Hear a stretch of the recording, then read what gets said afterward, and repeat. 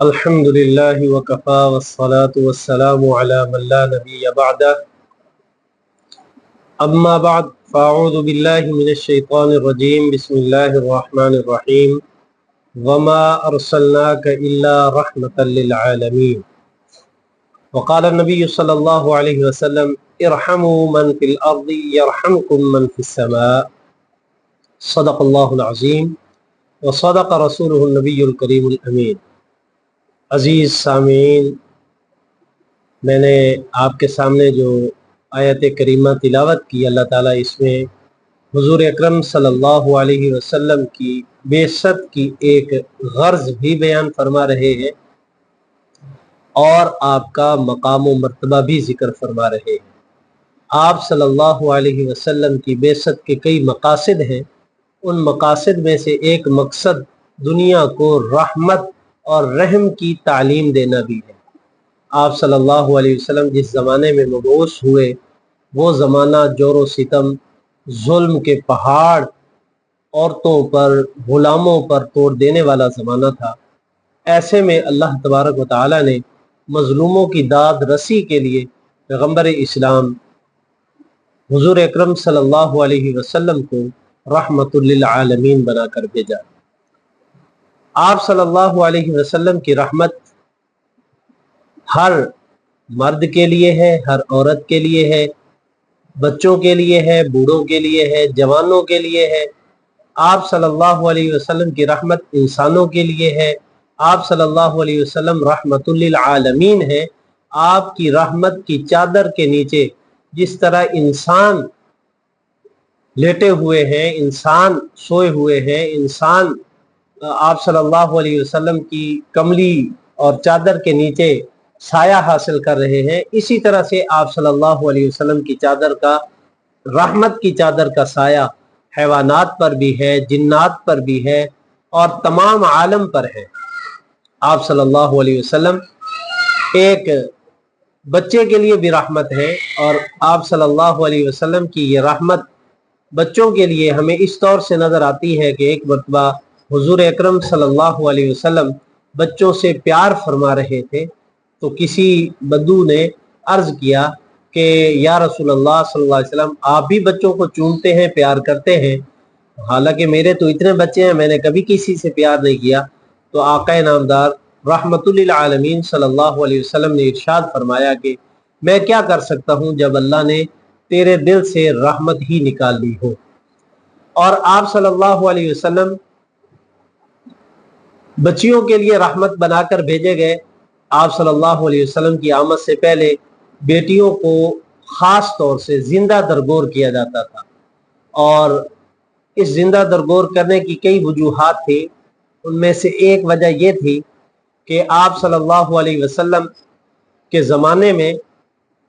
یہ رسم بد چلی تھی کہ دامادی کی عار لوگوں کو سانس نہیں لینے دیتی تھی، لوگوں کو تکلیف ہوتی تھی، اور اس عار کو وہ محسوس کرتے تھے اور اس کو برداشت نہ کر سکنے کی وجہ سے وہ اپنی بیٹیوں کو زندہ درگور کر دیا کرتے تھے۔ اور اسی طرح سے قرآن کریم نے بھی اس کا ذکر کیا کہ لا تقتلوا اولادکم خشیۃ املاق۔ ایک وجہ یہ بھی تھی کہ وہ اپنی اولاد کو فقر و فاقہ کے ڈر کی وجہ سے بھی زندہ درگور کیا کرتے تھے۔ تو بہرحال جب نبی کریم صلی اللہ علیہ وسلم کی آمد ہوئی، آپ کی بعثت ہوئی، تو آپ کی رحمت للعالمین سے یہ بچی بھی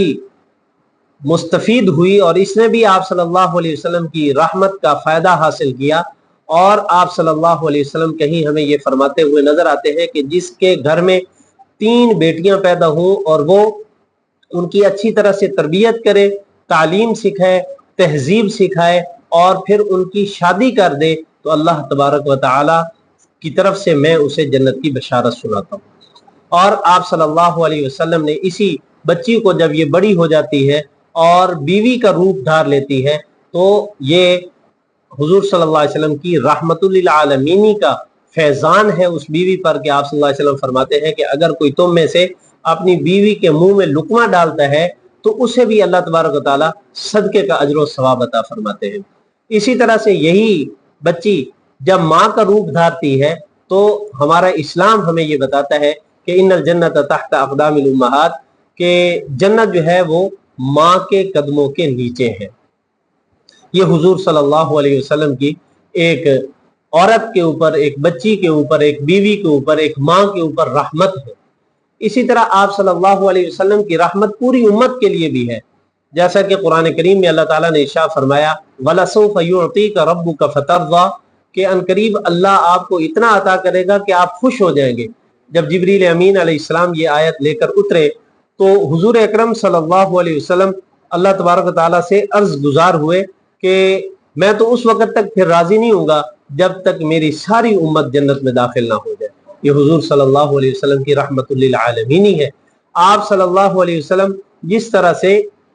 انسانوں کے لیے رحمت ہے، اسی طرح سے حضور صلی اللہ علیہ وسلم حیوانات کے لیے بھی رحمت ہے۔ آپ صلی اللہ علیہ وسلم ایک مرتبہ ایک صحابی کے پاس دیکھتے ہیں کہ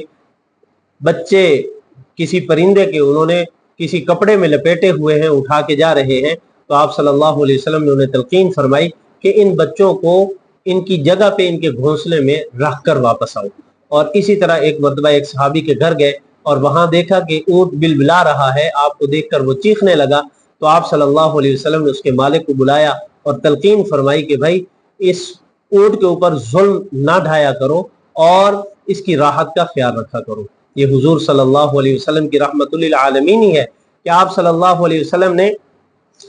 جانوروں کو آپس میں لڑا کر تماشا دیکھنے سے منع فرمایا ہے۔ یہ بھی آپ صلی اللہ علیہ وسلم کی رحمت للعالمین ہی ہے کہ آپ صلی اللہ علیہ وسلم نے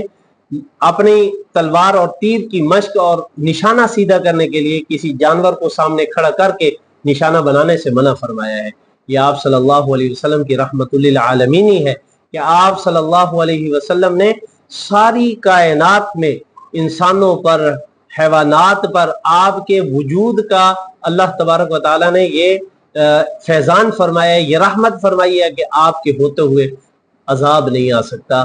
اللہ تبارک و تعالیٰ نے حضور اکرم صلی اللہ علیہ وسلم کو رحمت للعالمین بنا کر بھیجا۔ اب